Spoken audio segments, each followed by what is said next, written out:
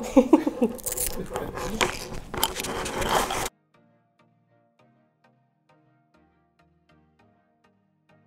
everyone and welcome back to the Analog Wonderland YouTube channel. I'm Emma, Marketing Assistant at Analog Wonderland, and I'm here today with our guest judge, Ribsy. Yay! How is it? You go like this? This is how you present yourself?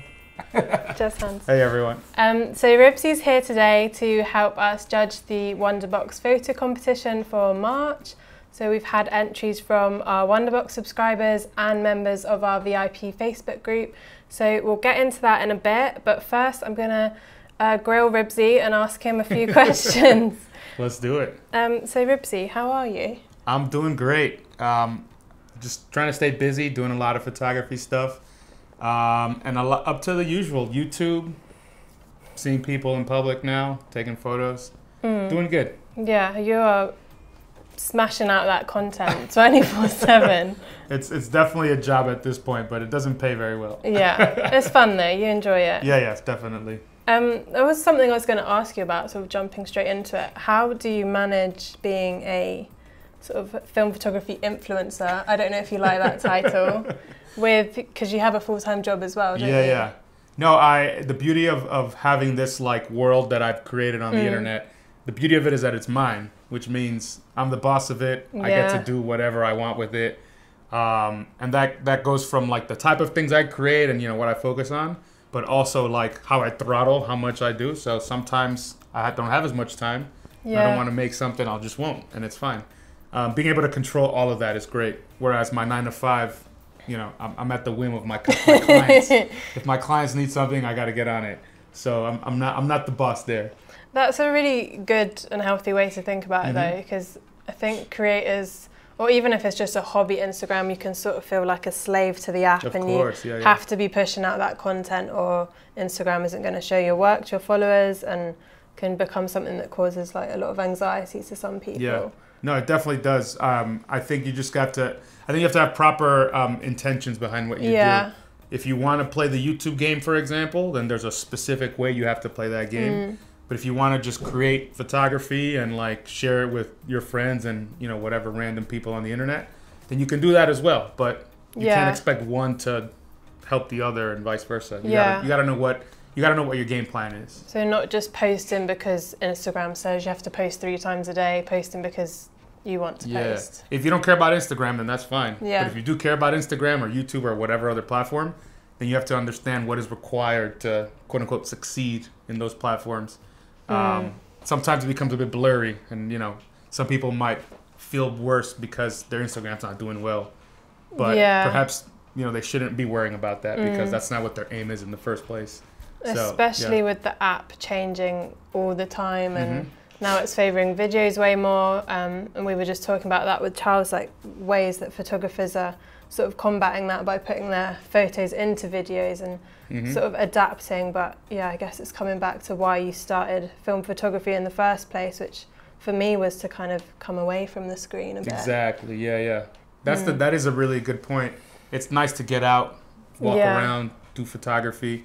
The darkroom stuff, if any of you are messing with darkroom, that's a great way to not do something that's digital. You can obviously have a podcast on in the background or music or whatever, but you don't need your phone to do the darkroom. Like literally, it's completely useless in that regard. So there's that's very nice quality about analog photography. You can kind of step away from this modern digital world that is everywhere. So you've been doing a bit of darkroom stuff in your bathroom is where you do it? Yes, do it in the bathroom. Yeah, so tell us about your setup a bit and how you got into that. Yeah. So I started going to the darkroom, like an actual darkroom in Brixton here in London, or I guess in London. We're not in London right now.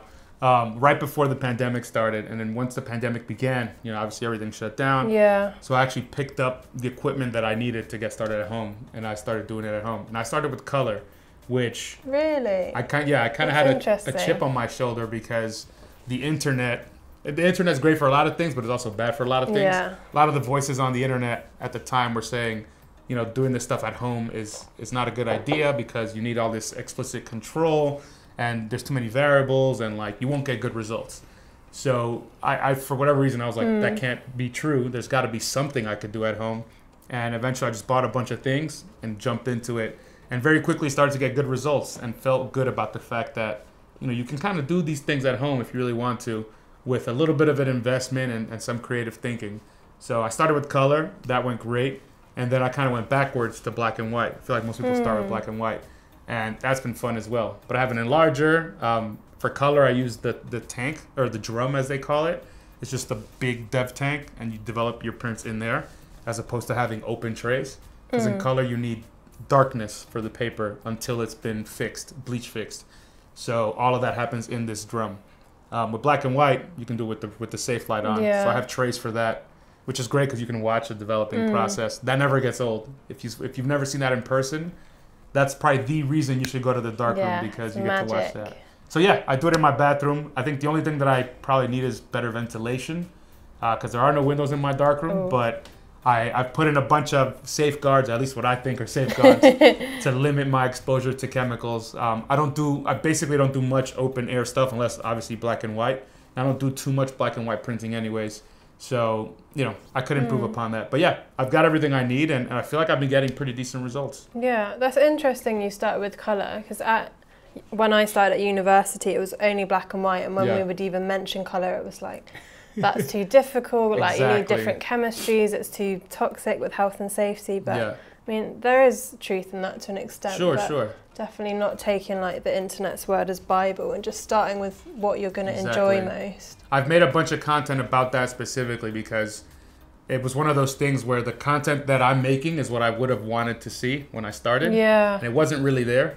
So once I got my feet wet and kind of learned the ropes a bit, I put out as much information as I could, because I'm sure I know for a fact, you know, people have hit me up, but there's a lot of people that want to do this at home and we're afraid for the exact same reasons that you just mentioned.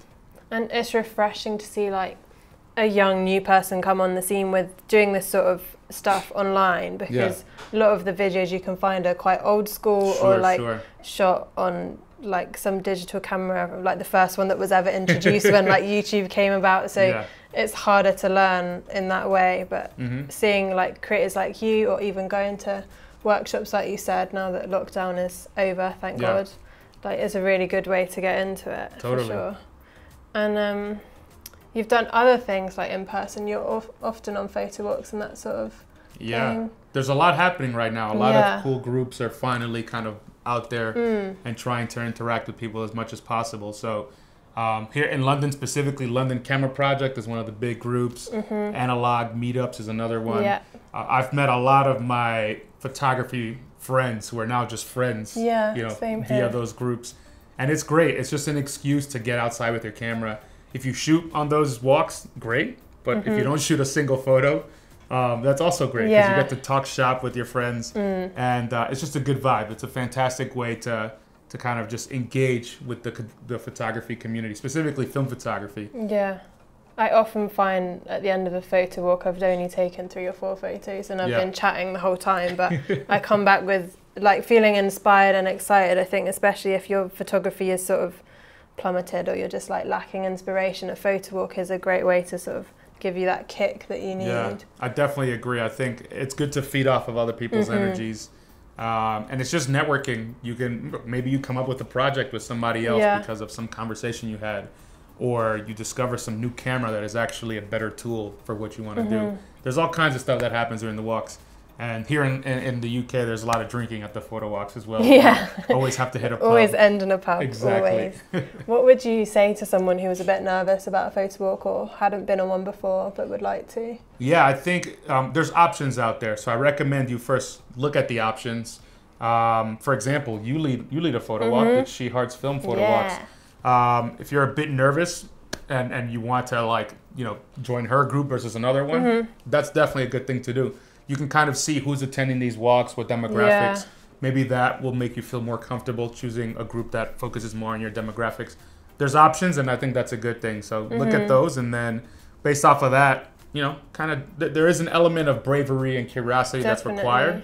You might have to get out of your comfort zone just a little bit. Yeah. But what I guarantee you is that you're not going to be the only one at that photo walk who feels that way. Exactly. There's going to be other people that are in the same exact boat. Maybe this is their first time going to a photo walk. Maybe they just don't feel confident in their photography. Whatever it is, you're not going to be alone. So yeah, I you know, definitely take the plunge if you're on the fence about it. And you don't have to start with, you know, a huge one. Like analog meetups is amazing now, but they often have like 60 plus photographers at their event now, which could be a bit overwhelming. Like you could just grab a camera and a few friends and that's still a photo walk. It doesn't have to be, you know, a big official event, and you will make friends. Like just from the few She Hearts Film photo walks I've done, we've got a few group chats and girls have gone off and done their own things with each other now and made friends in the community, which is really nice, and nice to be able to ask questions openly without that sort of intimidation, because you will make friends on those walks for sure. And you can also, I mean, maybe this is even going above and beyond, but you could just ask an individual on Instagram, if you have someone who you're chatty with and you kind of have gotten to know because of photography, just hit them up and say, hey, I'm going to be in this place at this time on this day. You want to come hang and we can do a photo walk? I've done that a bunch. You know, maybe you're not as brave, maybe you are. It doesn't matter. But like, there's other people out there who want to do the same thing. So I recommend, you know, just kind of take that small step of initiative and see what happens. Definitely, if they're a film nerd, like if you message them like, hey, I want to take these photos here, are you free? Like they're not going to say no. Like I would jump at that chance. Like use the platforms we have for sure. Exactly. I wanted to talk to you also about a video I saw a while ago on your Instagram where you were asking strangers to take if you could take their photos. Because that like also involves an element of bravery, which I'm sure you have to like psych yourself up for at the beginning. Yeah, it's funny. I've put that content out there, and perhaps people get the impression that like I can do that on any day, just go out. But even for me, someone who I consider myself to be fairly social, but like to talk to a random stranger and ask for a photo is not the most automatic thing for me. It's definitely, in terms of me putting myself out of my comfort zone, I think that's one of those areas. And it's great. I think there's a couple of ways you can cheat it, for example. One, you can use a very antique camera, just kind of wear it with pride, and that instantly catches people's attention. Yeah, it's a conversation starter. Such a quick one.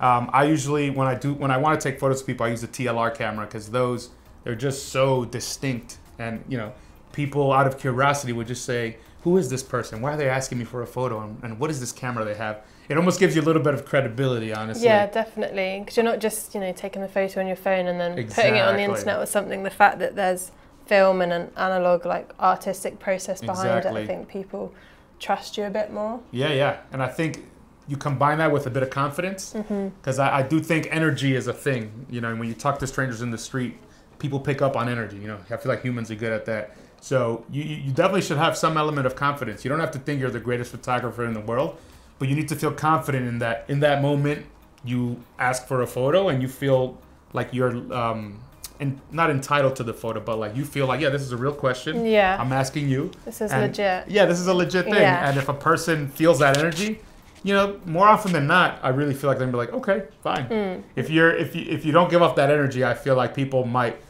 question you and almost like make you feel like then you have to question yourself, and that could go the other way, you know. But yeah, it requires a bit of bravery, but I think that there's no downside. The worst thing that can happen is someone literally says no. Yeah. It's unlike, you know, candid street photography, where like if you sneak up on somebody and get a photo, they could get angry, you know, they could come back and say something. If you ask someone for a photo and they say no, they're not going to be mad. See you later. Yeah, bye. Has anyone ever got angry at you before? Not when I've asked them. Yeah. I definitely have had people like look at me if I'm taking a candid shot and be like, what are you doing? Or like, you know, giving me weird looks and stuff. Nothing's ever escalated, but I think in those kind of situations, I personally think you just have to like be apologetic and just keep it moving, like get out of there. I think there are some people out there who almost feel entitled to take anybody's photo free of consequence, and I think that's foolish. I think if you're going to take someone's photo, you know, maybe you can feel entitled to doing it, but I think you should also be realistic about the potential for a consequence. Yeah. Whether that's a dirty look, whether that's someone yelling at you, or maybe something worse. You know, we don't want any of that stuff to happen, but these things can happen. Yeah, I guess it's a bit of a debate, because as soon as you ask that question, you've like broken that candid moment. So the style of your photo is going to change. So whether you want something that's composed and you're going to style the person, or if you want something more candid, street photography. Yeah. No, I think that's a very important distinction, candid versus posed. To be perfectly clear, though, they're both 100% legitimate in my eyes. I think there's a skill and a beauty to posed photos of strangers that is extremely impressive. I have a friend in New York, for example, Naeem. I'm sending this video so he watches it. But this is all he does. He takes photos of strangers on the street. And he will come up to you, ask you, hey, and he'll say something, something kind of hook you, and then ask you if he can take your photo. And then he positions you where he thinks you fit in that immediate moment on that specific location. And this is all happening on the fly. Yeah, on the fly. And I think there's a certain skill there that's really impressive where you can kind of like create this beautiful thing out of all these random variables that are given to you.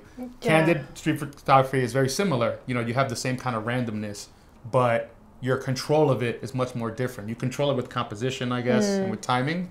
Whereas in the posed one, you control it with, your ideas and kind of your manipulation of the scene. Yeah. They're both really interesting. That's definitely what I'd like to get better at, because I do go up to people and ask to take their photo, but I'll just be like, thanks, bye, and like walk away. But if they've said yes to you, the chances are they'd be happy for you to be like, oh, could you just like put your arm here, or could you just stand in this light? But it's like the next step, isn't it? No, I think what you're doing right now is a perfect like gateway drug for that posed situation, because the hardest part is getting someone to say yes, or not even getting them to say yes, but just going up to them to receive the answer of yes, After that, if you do it with confidence, like you're going to feel amazing after you do it. They're going to be like, wow, this photographer, really knew what they were doing. And some of those photos might suck, but that's part of the process, There's always going to be, a learning curve to everything. And no one ever masters it, I've done a bit recently. I did some street photography in Amsterdam. I happened to be outside this gay club on Halloween, and everyone was in like full drag and just looked absolutely amazing. But they were also all a bit tipsy. So I think that does help if you've got, I don't know, like a conversation starter, or maybe a bit of alcohol that's just sort of relaxed people a bit. Like they were all in full costume and drag, so they weren't going to say no. They were like, I've come dressed up, take my photo. This needs to be captured. Whatever you need to take the edge off, like, do it. Do it. So what else do you have on the go? Obviously, you're an Instagram, YouTube star extraordinaire. You've got your film, so I should have said at the beginning, but this is the man behind New Classic. Do you want to tell us a bit about it, or the journey? You mentioned before that this was like Mark II. Well, I didn't realize that was like a very aggressive way to say it, but that was just referring to the design. Okay. Our first design was the original design, which is a bit more plain. With this manufacturing run of the film, we changed the exterior design, just a little bit of a collage. Canister. Yeah, exactly. The sticker design. We just think this one's more fun, more kind of like, I don't know, interesting. But yeah, the journey's been a great one. We work with the European manufacturer to get the film made, and in terms of selecting what kind of film, this film really had a lot of character right off the bat. Very, very like clear, like grain presence. You get some halation in the highlights, especially when your subjects are backlit, or where there's very direct, like hard light coming at the film. There's just a lot of interesting things going on, and also I think this film lends itself well to just experimenting and kind of messing around. And that's kind of my vibe. I try to be intentional with some things that I do in photography, but I also just kind of like messing around and seeing what happens. Like, I don't have a favorite film stock. I don't have a favorite camera. Well, I have a couple favorite cameras, but the point is I'm always experimenting, doing something different, because I like that process. Some people like to pick one thing and quote unquote master it. I have no interest in that. I think for me, it's more about kind of just getting out there and creating things. So this film kind of exemplifies that for me. And, this is a small operation, you could say boutique film. So we're able to, do some things differently. And I think the recycled packaging is also a key feature of this. Obviously, that ends up going in the bin, but there's so much plastic waste that comes from film photography. This isn't going to change that per se, but if I was going to invest my money and create something, like that's under my control for what I'm specifically doing. And there we decided that avoiding plastic as much as possible would be a smart choice. Yeah. So that's what we've done. And these things, impressively enough, these canisters are extremely durable, which is kind of wild considering that they're not plastic at all. But yeah, it's been fun. It's been a great way to engage with the community. And, you know, just putting something out there, something fun. It's a way for people who like my content to support me as well.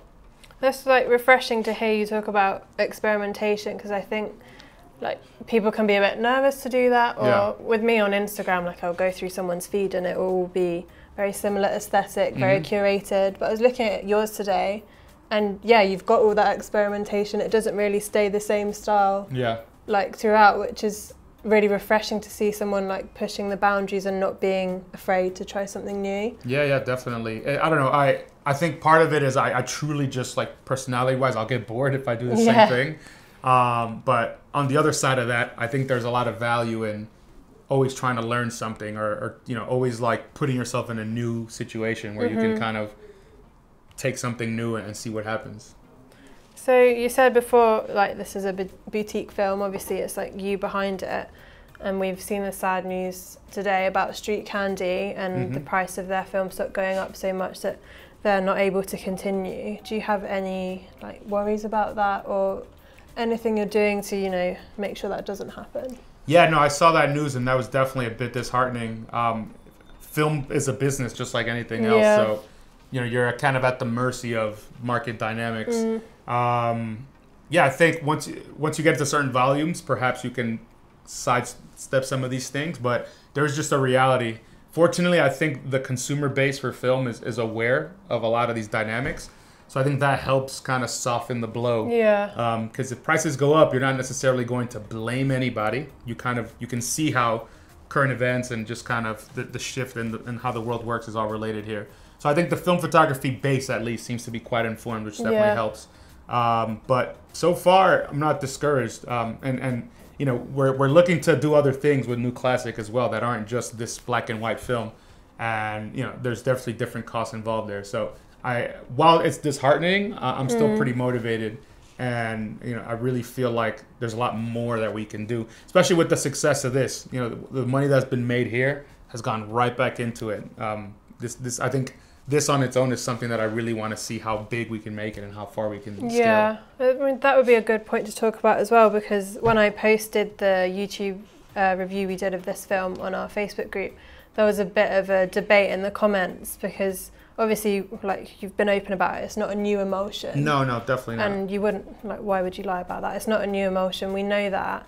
But I think other brands have maybe just kind of rebranded and not been transparent about it, and just, you know, put their brand on it and added a load more cost. But you've been open in saying that this is kind of an investment back into the film community, and it's not, you know, just going in your pocket.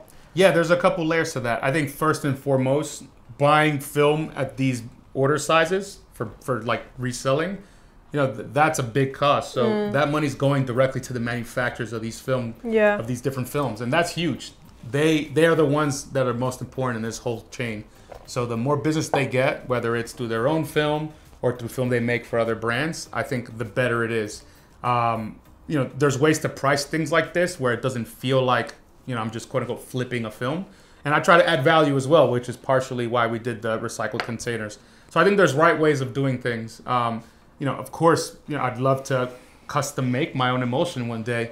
Yeah, that's the dream. When manufacturing companies have that ability, you best believe that's something that I'll be looking at. But it seems like nowadays it's very tough. You know, like we can't even get color film right now. Like, give Ribsy a break, please. Yeah, exactly. Like it's hard enough making the films that already exist. Exactly. Let alone creating something brand new. Yeah. But trust me, I'm part of the film community. I understand when people make these comments. Yeah.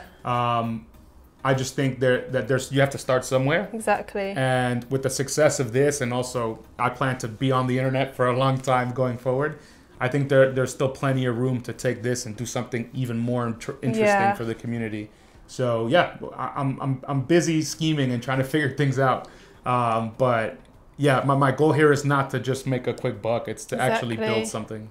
I mean, I think whenever I see a new film, like, that's always positive. Like, no matter what it is, it's still something new in the film community that shows, like, we want to be here to stay.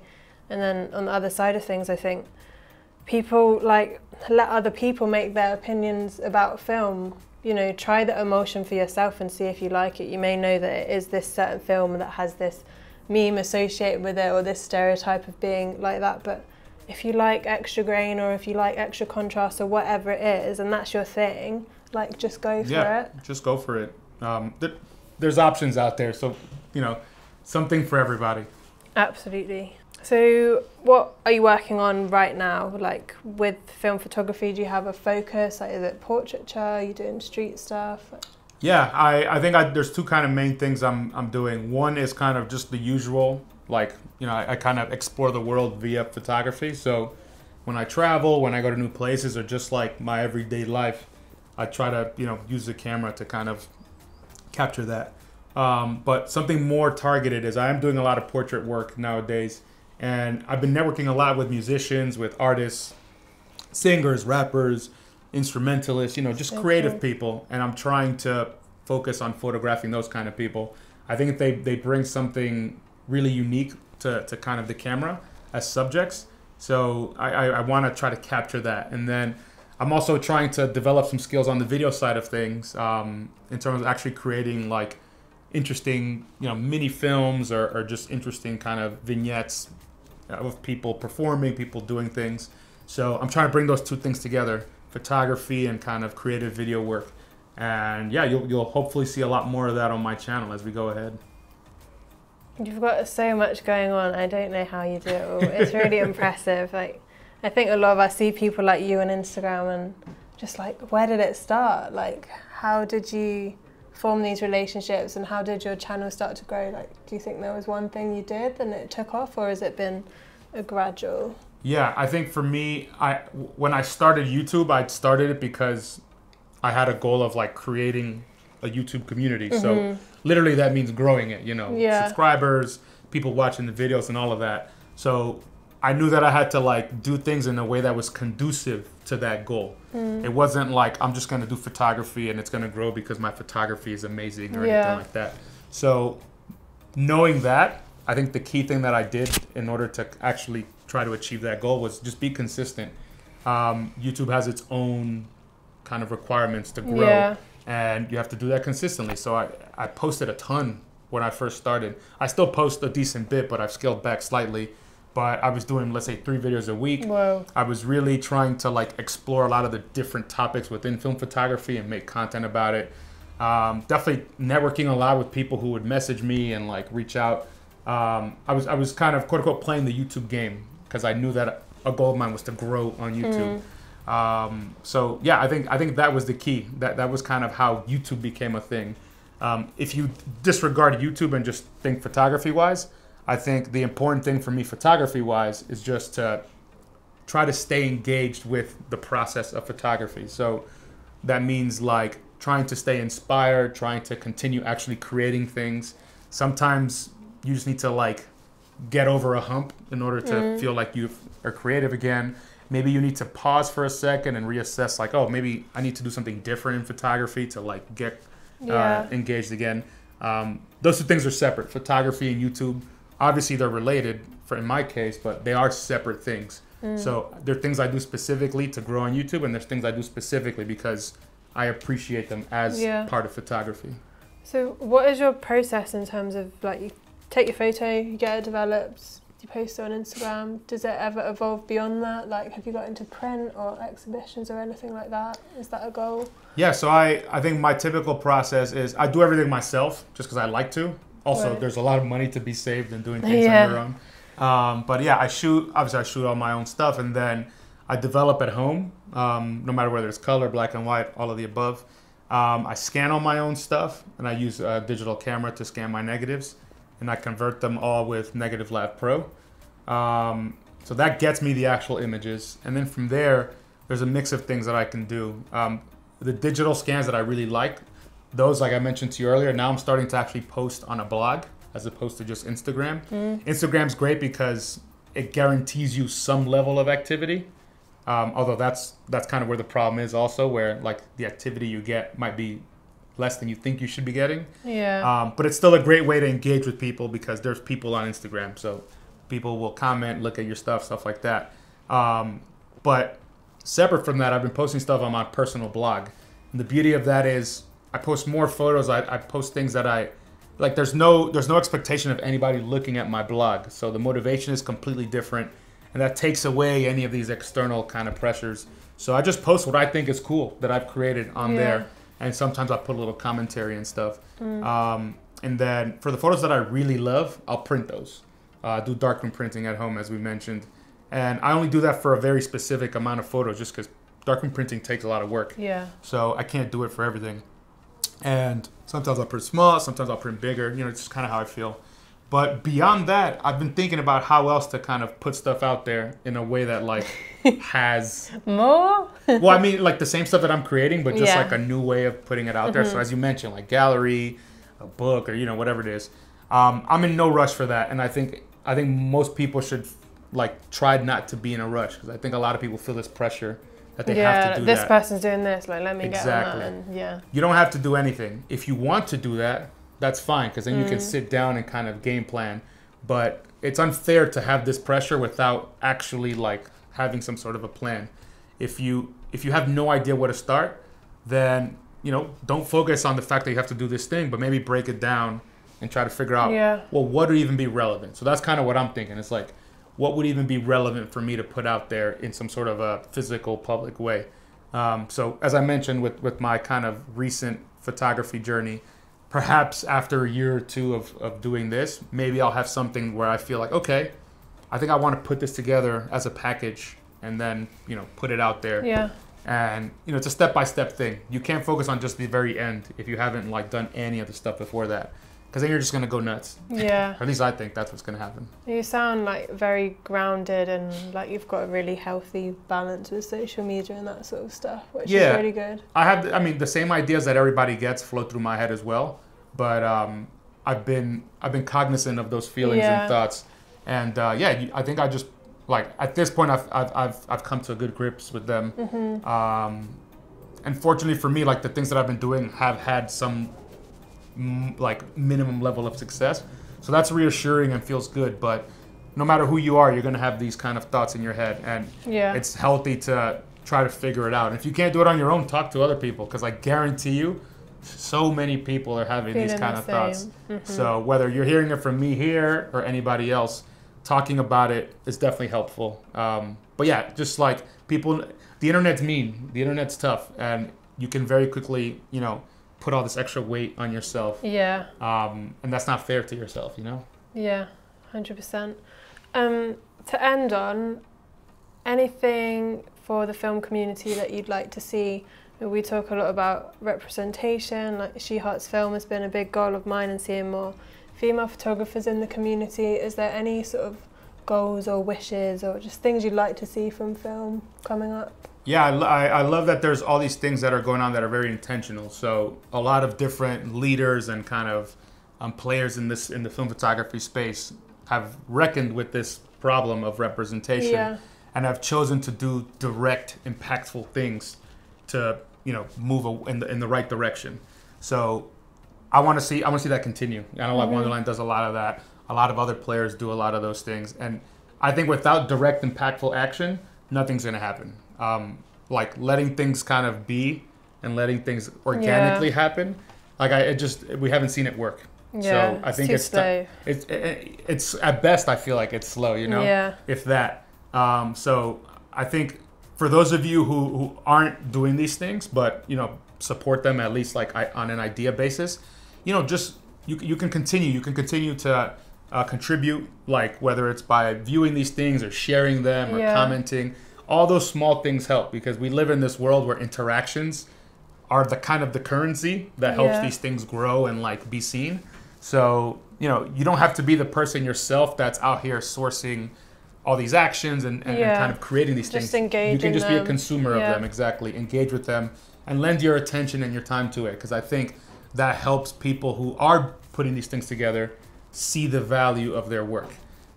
So I think that goes for kind of the average person on YouTube, Instagram, anywhere. If you see something that is targeted at a new market, a new demographic, or is actively trying to like give opportunities to people that aren't the usual, like, you know, lend your thought to that, lend your attention to that, and I think that there's a lot of value there. Personally, you know, I have the New Classic Film Photography podcast, and for me, that's my way of creating a platform to give other people opportunities.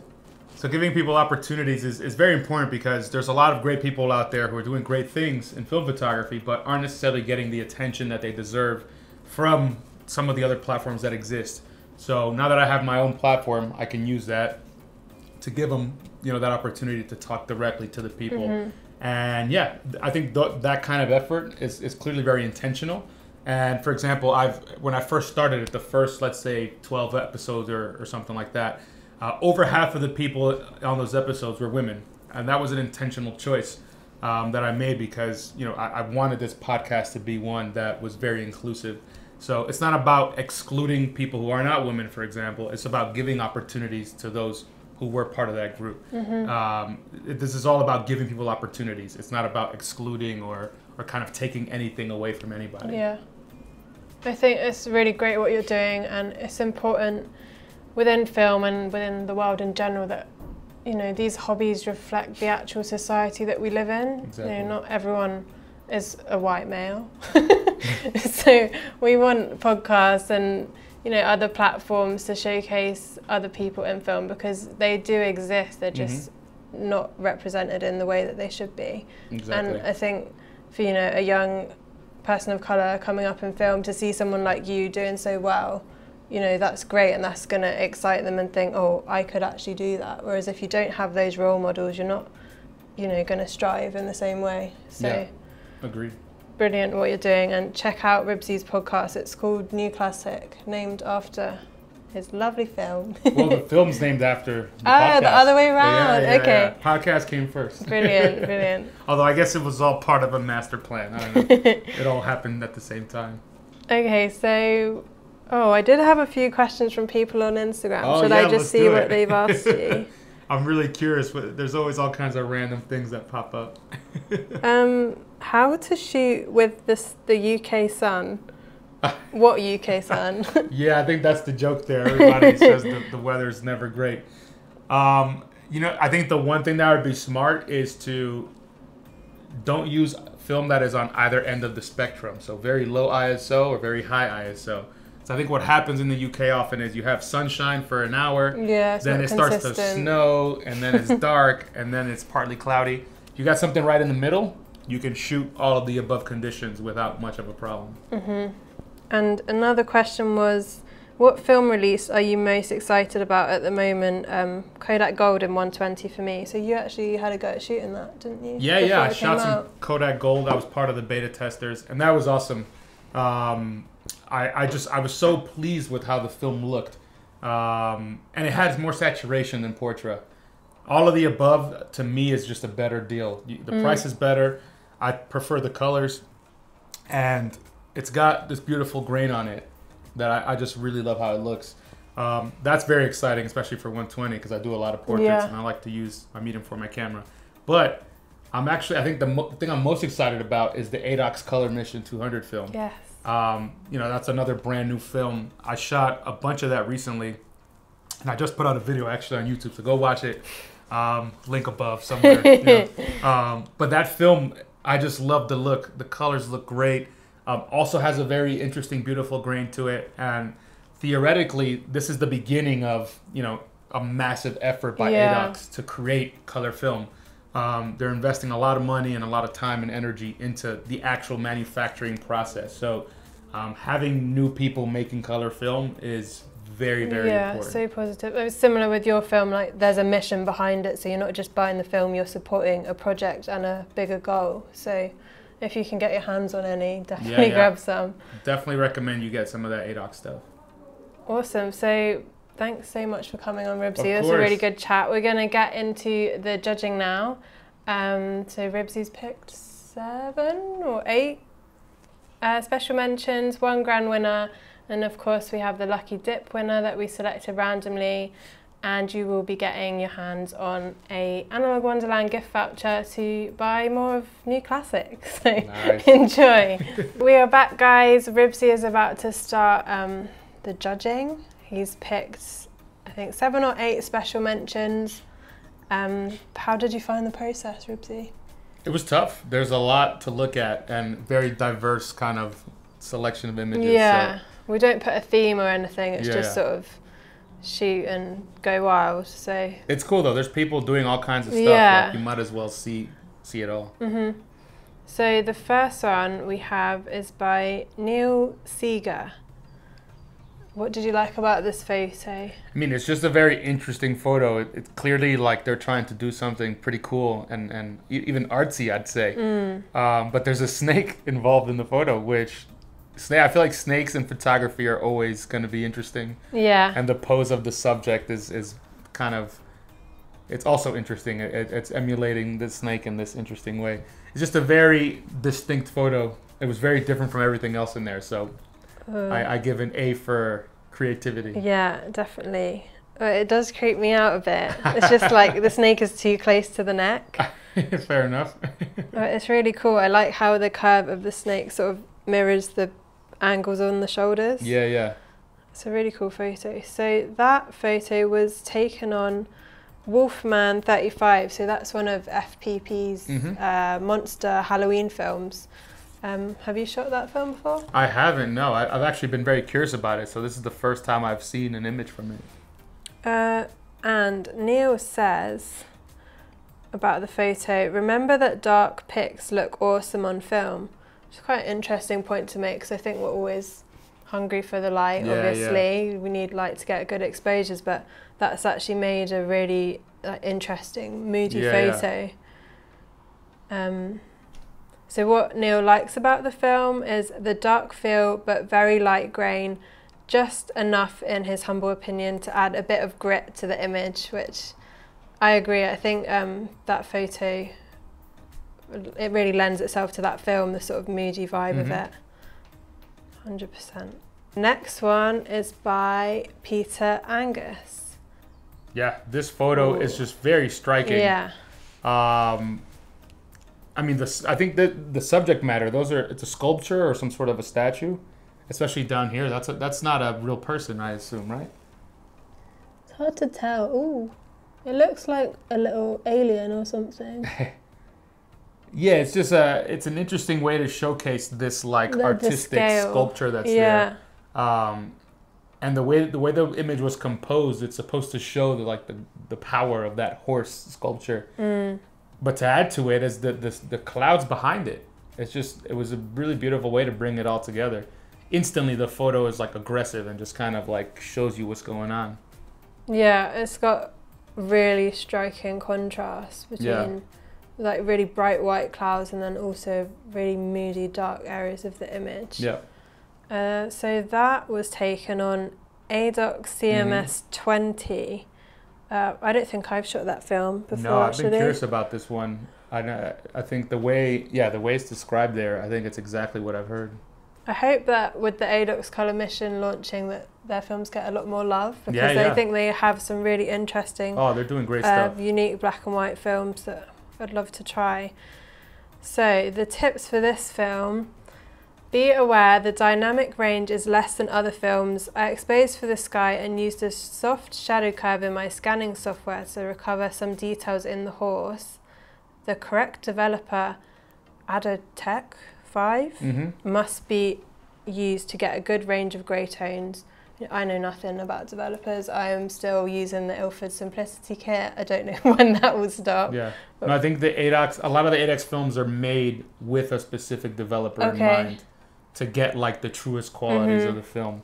They have a bunch of developers. I don't think I've actually used any of them, but I know that there's a selection that they have. Yeah, definitely worth checking out.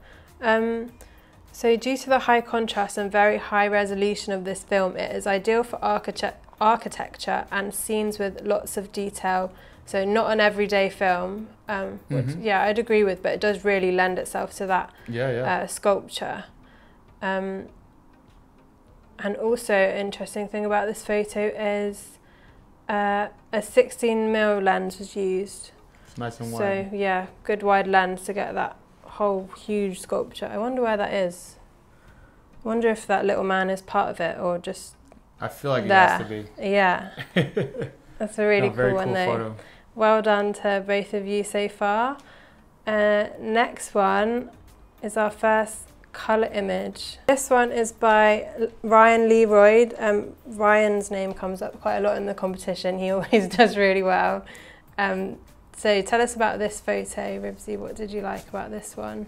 I just thought it was cool. It's a cool view on the kid. You've got that hard shadow behind him, which I feel like hard shadows behind people are always very interesting, around like that golden hour kind of light. But there's an arrow pointing upwards, and like there's that line dividing the image. There's just a lot. There's like all this stuff focusing your attention upwards into the corner. It's just a peculiar image. Like I have no idea what's going on, but I'm curious. Yeah, a lot of leading lines. Yeah, make it really interesting. Yeah, it's just a curious photo. It makes you wonder.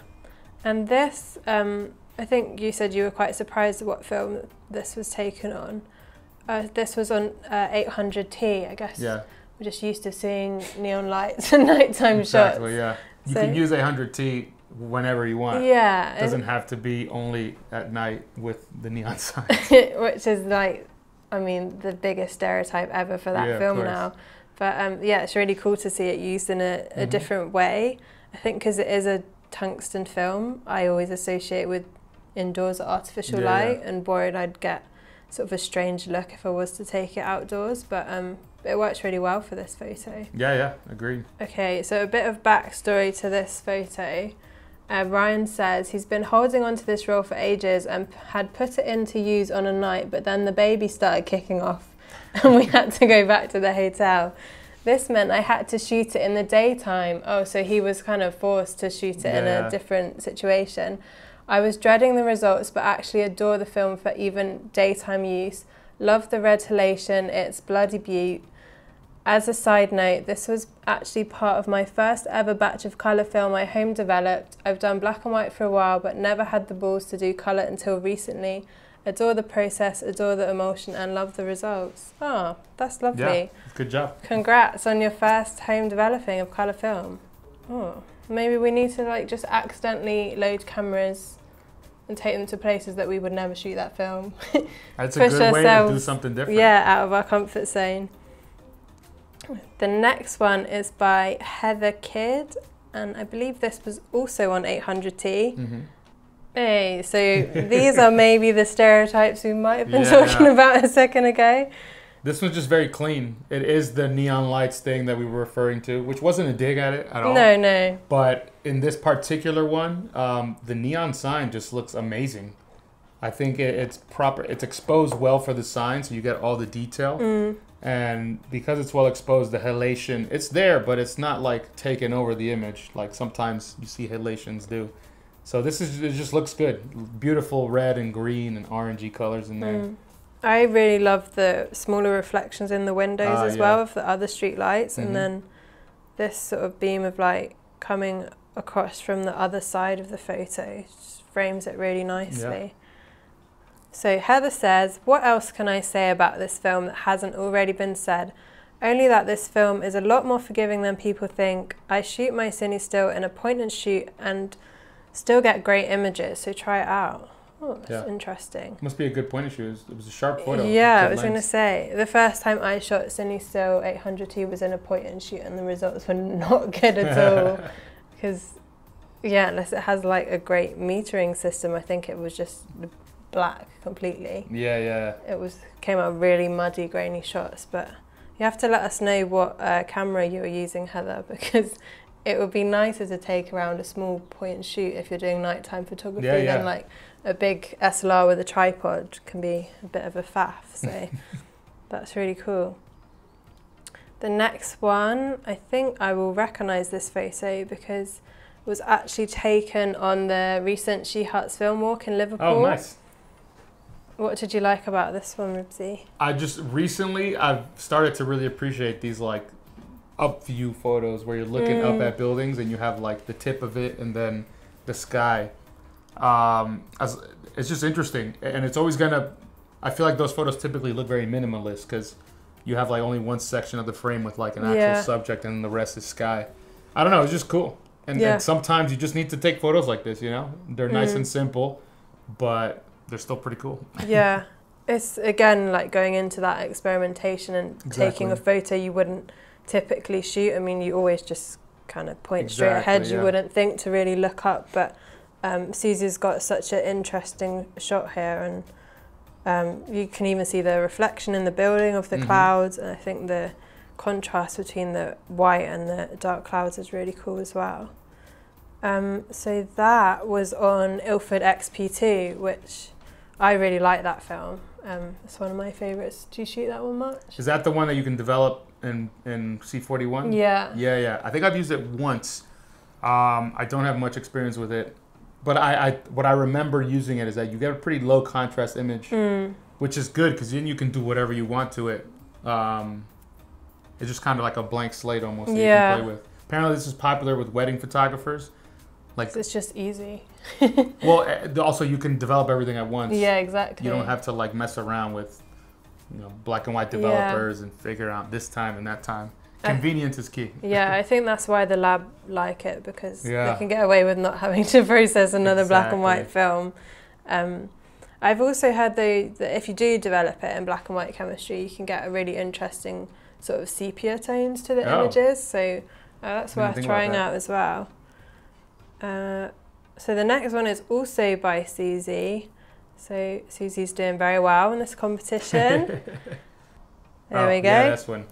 This is also one of those kind of random shots that you just have to take. I feel like a lot of people often have film just in their camera, because why not? And then you see something interesting, whether it's like a reflection or this or that, and you just take a photo. And I feel like, I don't know what the backstory here is. I guess we'll find out in a second. But here, you just got that beautiful golden hour light shining right across the room, and the shadow is directly behind the subject. And it just, it looks interesting. What else can you say? Playing with light is kind of the whole goal here. Yeah. So that ladder looks more interesting than it would have otherwise without the shadow, Oh, that's so true. I just like it. Random shots, like, people should feel free to do these things. Yeah. Just take random shots of whatever catches their eye, because it's all valid.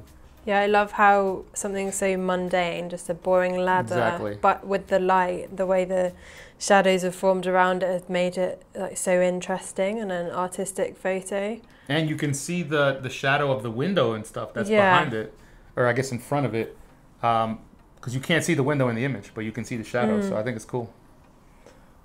So Susie says she's got some beautiful tones in the morning light, so she's definitely got up to capture that. She's right. Like, sweet spot when the sun's just at the right position, get that lovely golden hour. And this was taken on Kodak Gold. There you go. So I feel like Gold's getting a lot of love at the moment with the 120 launch, but obviously 35mm is amazing as well. So we're nearly on to the grand winner. We've got one more special mention. Yeah, this photo was cool. I thought this photo, just like the scene, it reminded me of old London. And I say old London as if I've lived in London forever. If you eliminate the Thai massage sign, just almost like this side of the photo. This photo could be any time in the last, 40 years. And you know what? Even with the Thai massage sign, because it's not a brand, it just says there's Thai massage. So, I don't know, I just think this particular street in London, plus the light, plus this film's quite contrasty, which I like. It just looks like a still from any time period in the last 40, 50 years. That's cool. It's HP5. So HP5. It's Wolfman. Yeah.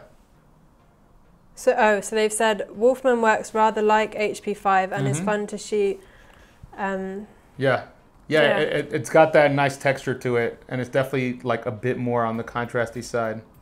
I like it. Yeah, it's a really cool one. I think there's something we say quite a lot about the photos in this competition is because they're taken on film, they can have a sort of timeless quality when you wouldn't really know when it was taken. So it's really cool to see images like that.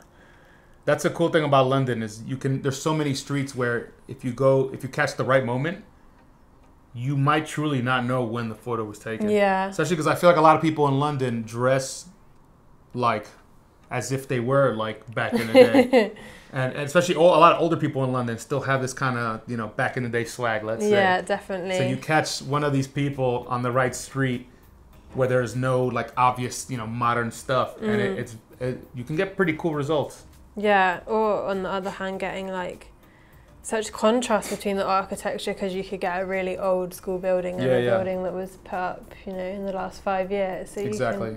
It's a great place for a bit of street photography. Okay, so this last one is the Lucky Dip winner. So this was picked at random. And this is by Alex Gunn. So Ribsy, I don't think you've seen this photo, no, I haven't. But what do you think? It definitely looks random. No, but what I mean is I've taken a lot of shots like this where you're on a walk and you just find a perspective that just makes sense. This is a path, and it's going in a specific direction. So yeah, we've all taken these shots. I like this. I really like that there's a tiny figure at the very end. Oh yeah, I didn't even notice that. Just following the path. So it's got an interesting composition with the leading line, like taking you straight to the person. Those perspectives always make sense. I think we've seen quite a few images like this that people must have taken over the last 2 years on their sort of lockdown walks or daily walks. But it's important to document all those times as well. Of course. Let's see what Alex said. The film pairs well with an infrared filter. So this was taken on Washi Z. I still haven't tried that film. So the red filter has made the greenery glow and darkened the sky. It looks totally otherworldly. You can just about see someone walking into the distance. Yeah, I was gonna say the sky looked pretty cool in this photo. The sky's pretty dark, especially as you get higher up in the sky towards where the blue would be. You can see a lot more contrast here because that's turning dark. I don't shoot with filters ever, honestly. And I feel like there's definitely value in doing so. Have you shot many Washi films? No, I have a few in my fridge. I feel like I'm waiting for the right moment, and that doesn't exist. There's no right moment, I feel like, for anything. I just need to do it. Okay, so now we have the grand winner. Firstly, well done to all the special mentions. It's really great to see like a big range of you in there, and boys and girls as well, so that's always refreshing to see. Yeah, this photo just instantly caught my attention. That's a really cool one. It's beautifully composed. You've got these like sections to it, and you've got subframing as well. All these like classic photography things that people like nerd out about. But the subject, first of all, this image is just cinematic to me. Like it looks like a still from a movie. And the subject is looking directly at you. Well, it could be directly at you or almost like directly past you, like right by your side. Like, for example, if you're watching a movie and someone's like in the middle of a dialogue or something, not a dialogue, but like in a solo moment, they might look kind of past the camera and almost as if like you're not there, like you're invisible. I love the composition. The subject is looking very cool. And this has a big halation on it. This is clearly Cinestill. It's just cool. I love this photo. I just want to see it cropped, like very like movie style. Yeah. And I bet you it would make it that much more like a movie. Times like this are when you see these like Cinestill and a lot of the other motion picture films. Like sometimes you see a shot and you're like, oh yeah, that's motion picture film. And this is a nighttime shot, and the exposure is spot on. Yeah, definitely. It's just a great photo, and that red is that London bus red is just so striking. I love it. So that's another one on 800T, which I think you can tell straight away when you see the halations like this. And that was by Luke Farmer, who says, it's probably the best photo I've ever taken. It's a good one, Luke. Which is really nice to hear. Like, Luke should print this photo and hang it up. So Luke, I don't know if you know Front Photography. Yeah. So Luke is actually one of the guys behind Front. And in a lot good job, Luke. In a lot of the photos we see, it seems like he is the sort of person that sits and waits for a moment, like to perfectly get that like spot on timing. And I wonder if Luke was, waiting at a bus stop or by the side of the street and just captured that moment just as she was coming past. But that's a really cool one. Hopefully you can get it printed soon if Front ever launches. We're all waiting. So that was everyone, Ribsy. Thank you so much for judging. Yeah, and of course. I hope you enjoyed it. Well done to everyone. Good job, everyone. yeah, thank you for coming in. It's been really great to talk to you and hear about your career as well, and lots of tips and tricks you have for us all.